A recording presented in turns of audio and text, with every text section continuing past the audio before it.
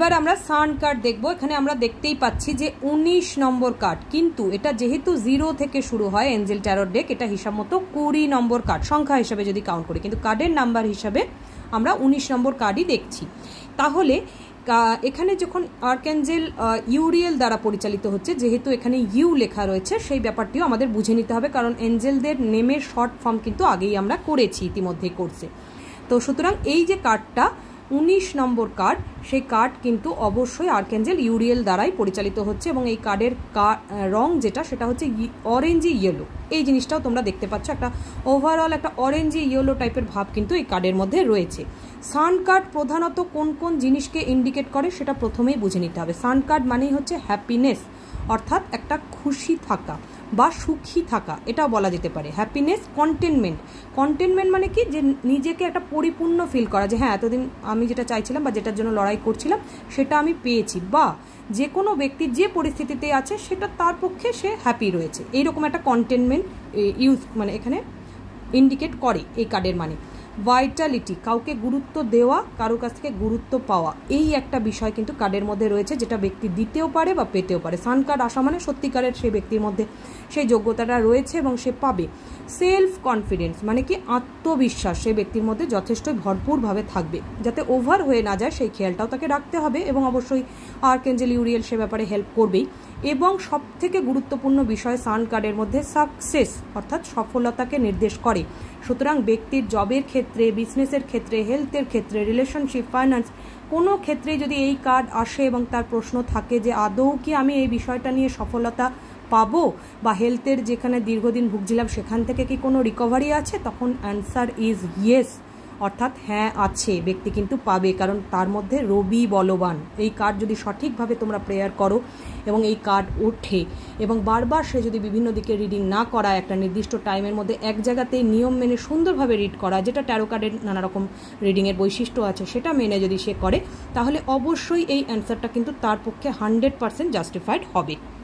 Sun card মানে যে কোনো বিষয়ে যদি ব্যক্তি তোমাকে প্রশ্ন করে, তার একটা পজিটিভ আউটকাম, অর্থাৎ একটা প্রতিকূল অ্যান্সার নয়, অবশ্যই একটা অনুকূল উত্তর, অর্থাৎ সেই কার্ডের যে কোনো প্রশ্ন করুক সেই অ্যান্সার ইয়েস হবে, ইয়েস অবশ্যই হবে। যে সে যদি কনসিভেও বাধা ফিল করছিল এতদিন, যে গর্ভধারণ করতে পারছে না, এবার কিন্তু সে সেটা পাবে।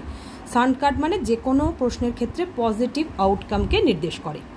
ব্যক্তির কারেন্ট সিচুয়েশন স্ট্রাগলফুল হতে পারে। সান কার্ড আসা মানে ব্যক্তি হয়তো 3 থেকে 6 মাস পর্যন্ত সময় বেশ স্ট্রাগল করছে কোনো বিষয়, সেই অবস্থাতেই সে তোমার কাছে এসছে, এরকম সিচুয়েশন সান কার্ডের ক্ষেত্রে দেখা যায়। এঞ্জেল ট্যারোটের ক্ষেত্রে মেনলি যে ব্যক্তি স্ট্রাগলের মধ্যে দিয়ে এসছে, কিন্তু ব্যক্তি তার সফলতার দিকে প্রায় পৌঁছে গেছে এবং তার কাছে সেটা আসতে চলেছে।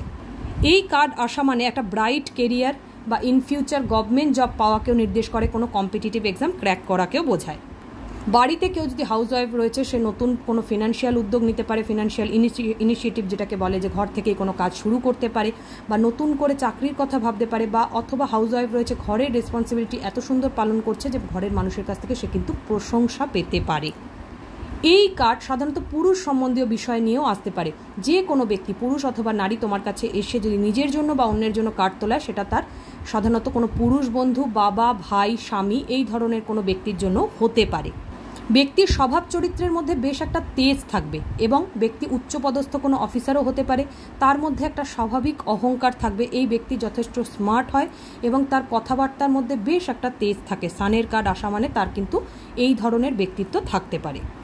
নেটওয়ার্ক মার্কেটিংয়ের ক্ষেত্রে এনজয়মেন্ট, দিনে দিনে নিজের কাজের উন্নতি, প্রাইভেট সেক্টর অর্থাৎ হাই প্রাইভেট সেক্টর, ফিনান্স বা মার্কেটিংয়ের থেকে বেশ ভালো একজন টিম লিডারে পরিণত হয়েছে, বা এমন কোনো পদ সে পেয়ে গেছে যেখান থেকে সে খুব ভালো এনজয় করছে নিজের পদটাকে। অনেক বেশি কাজের দায়িত্ব অবশ্যই তার আছে, কিন্তু তার আন্ডারে যে টিম আদার ওয়ার্কাররা রয়েছে, যারা রয়েছে, তারা কিন্তু তাকে অনেক বেশি আর্ন করে দেয়, এবং সেখান থেকে একটা বেশ ভালো রকম কমিশন আর্ন সে করতে পারে। এই রকম ধরনের পরিস্থিতিকেও সান কার্ড নির্দেশ করে।